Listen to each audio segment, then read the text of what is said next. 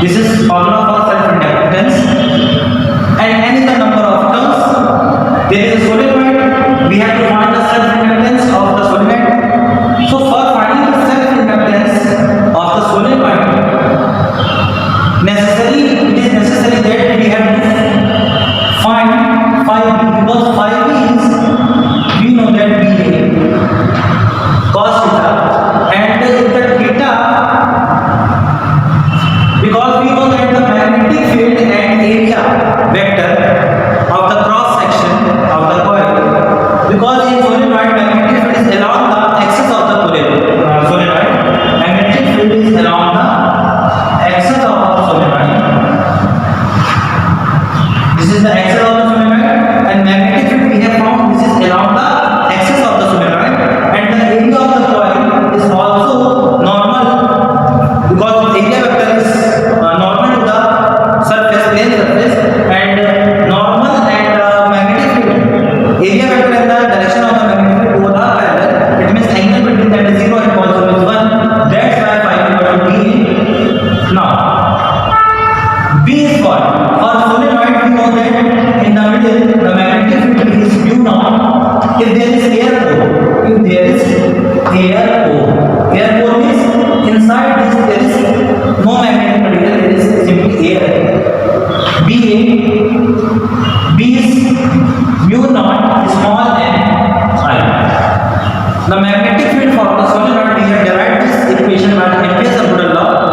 B equal to mu naught small n I, where n is number of turns per unit length, small n is number of turns per unit length. So we could put this equation here.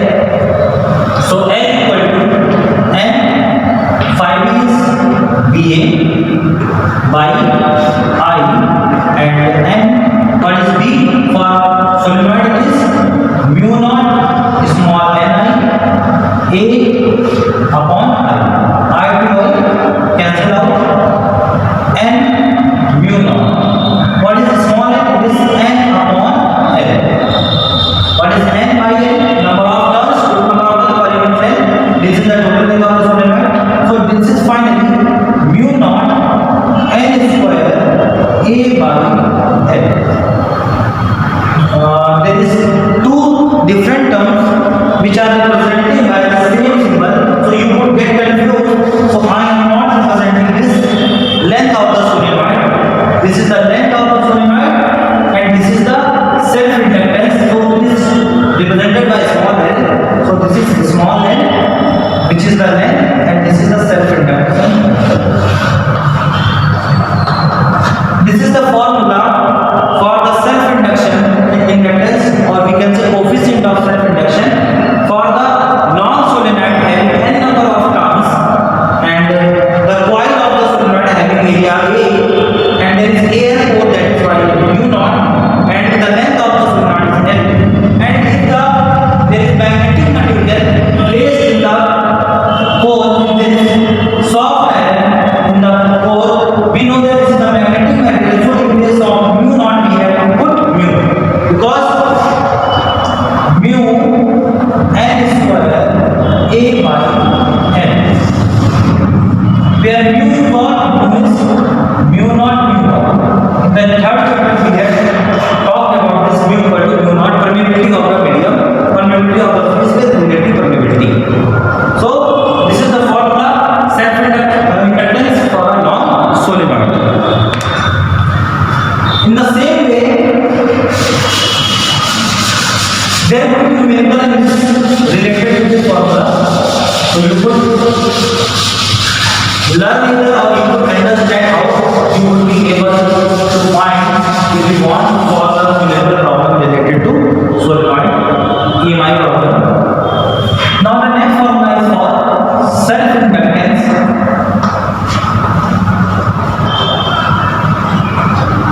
For plain coil, not for the solenoid, for the coil. And we have seen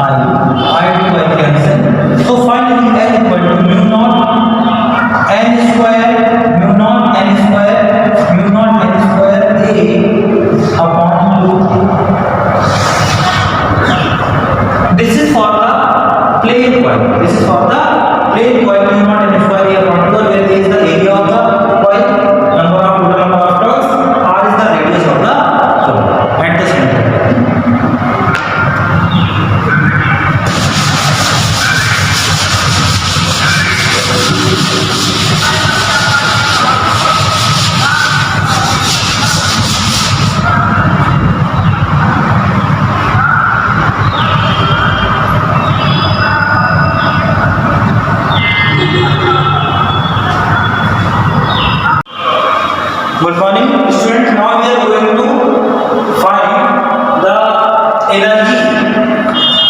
We are going to find the energy stored in inductor.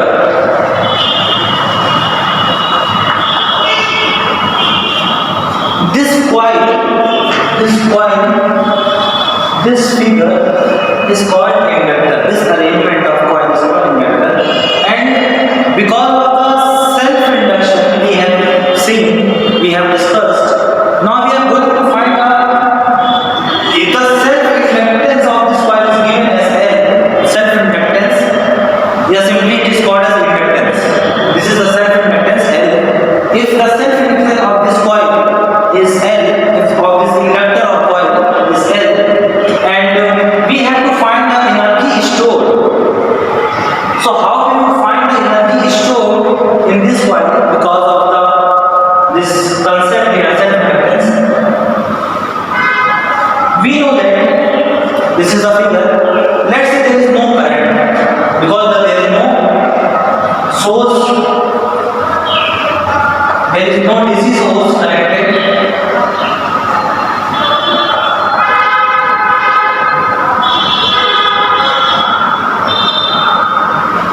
There is no source, there is a open circuit. Okay?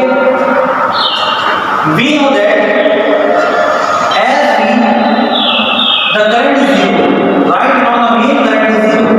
No current is flowing. As the key switch on, key is pressed and the circuit becomes closed, a current starts flowing. It means now the main current would not be zero. It means what? You are seeing here. Initially current was zero. The key was open. As we press the key, circuit closed, the current starts flowing. But we have studied that we just observe when the current was zero, what is the flux? If the current is zero, there is no magnetic field, there is no flux. So flux is also zero. Phi was zero initially. Phi was zero. As the current, as the request, there is a change in field. There is a change because now there is a field. There is current, there is a field, and there is a field. Then there is obviously the flux, and the flux is there. It means there is a change in flux because initially flux was zero. And if there is a change in flux, there is an induction, electromagnetic induction. And if there is an electromagnetic induction happening, and which is self-induction here, because this is in the coil itself, not in the another coil because of this coil, which is called mutual inductance, which we would talk in the next lecture. So obviously it is a self-inductance, and you could see here. We know that according to Lenz law, the induced EMF opposes its own cause of production. The induced EMF opposes its own cause of production, and we know that the induced EMF is equal to minus L di by dt. We know that. We have derived this relation in the previous lecture in self-inductance equal to minus L di by dt, where L is self-inductance of the coil. And if there is self-inductance, obviously the induced current or induced voltage would be in such a way that it would try to apply a force so in such a way that this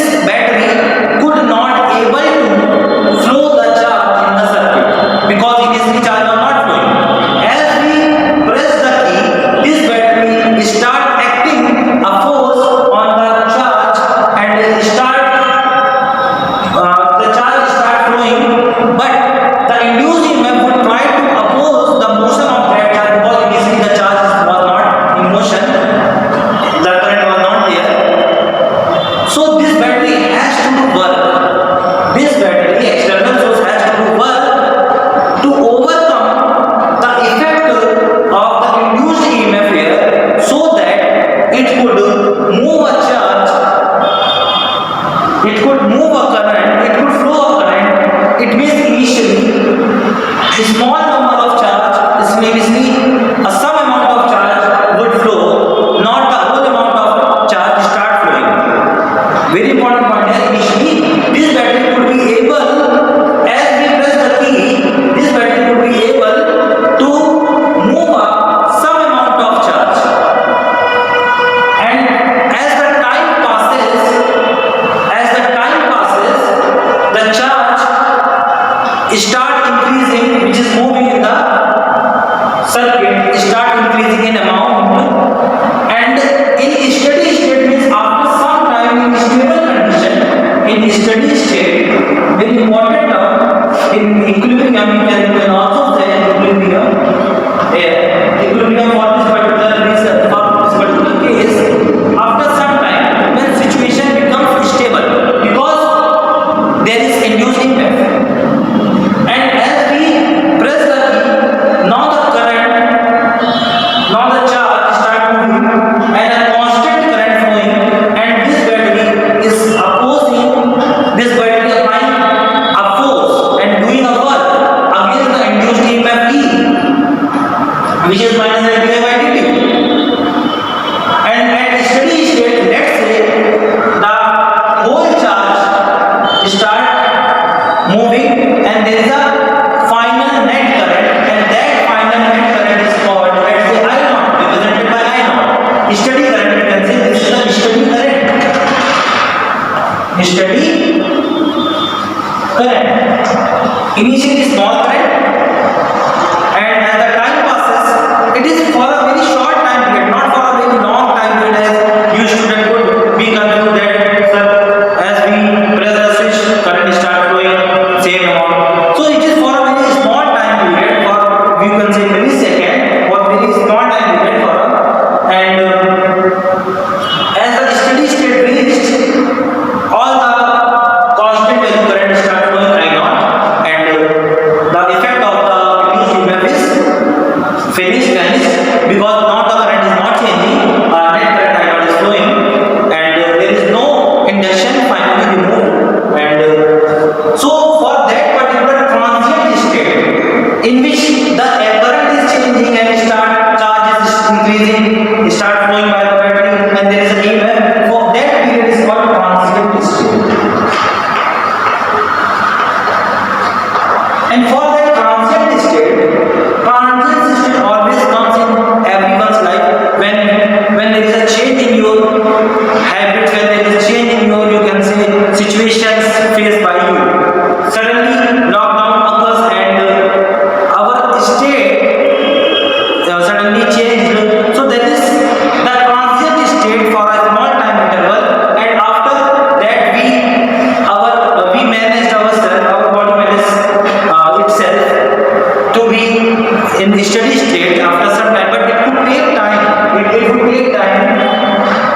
So this is that period where the changes occurs is called transient period at transient state, and when the situation becomes stable, that period is called, that state is called steady state.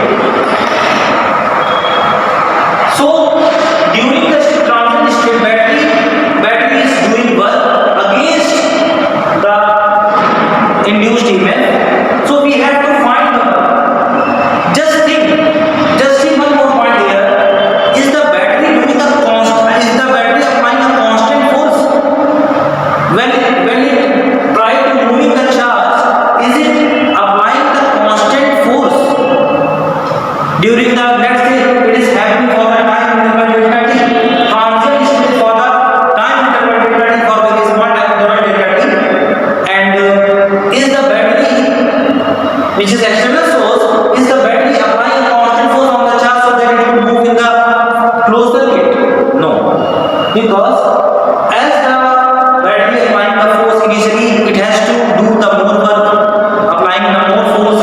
Next, the force would become lower and lower. So it is applying a variable force, and the work done, how we would calculate the work done in such a situation where the force is not constant. This concept is in the class 11. In this type of situation, we could not directly use the formula F equal to W work equal to Fs cos theta, because Fs cos theta is used only when the force is constant for whole the displacement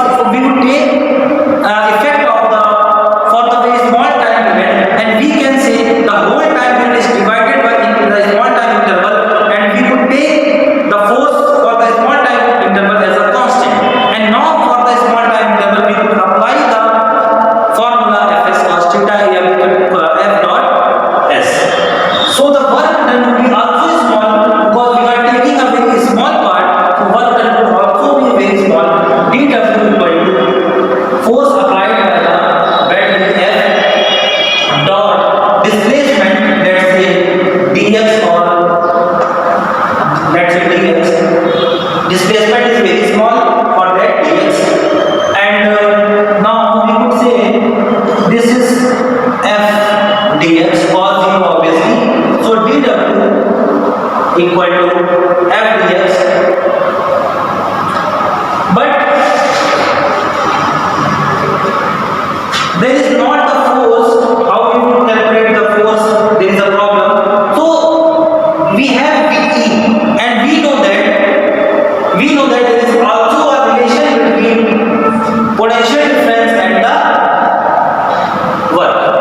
And the formula was we have seen in the definition equal to W by Q. So for this situation we would not this, we would actually use this dW work done is equal to dW equal to multiplication. It means in place of V there is E because it has to work against this reduced EMF E into charge, and charge is dt. Because for the very small duration battery is able to move a very small charge throughout the circuit. So charge is very small, and besides the work done by this is also very small dW. And for the total work done we have to integrate, but before integrating we are going to put that particular value minus that di by dt dq, and dq by dt is I, so this is minus L I dw. Now integrating both sides, and initially current was 0, no current, finally I naught final current, and the total work done 0 to W is W, and L is constant minus L, and I is what here? I square by 2. I square by 2. This is I square by, but here the potential difference we are taking here E, but this is the work done by the battery. The potential difference of the battery which is being used is opposite to the sign of this, so it would be taken as positive sign because E is the induced EMF and the potential which is using by the battery is opposite to the sign of the induced EMF. We know that this point. So E is equal in magnitude. Actually we have to write this as small v. Small v potential of the battery, and this is equal to E. This is equal to magnitude of E. We can say this is equal to magnitude of E. So this sign is not taken, V is positive, and W equal to half L square. It means work done by the battery, because battery is doing work against the induced EMF, and if an object doing work against any force, it means the work is positive. That's why the value should be positive. W equal to half L square, and this work is stored in the form of this work done by the battery goes there. We know that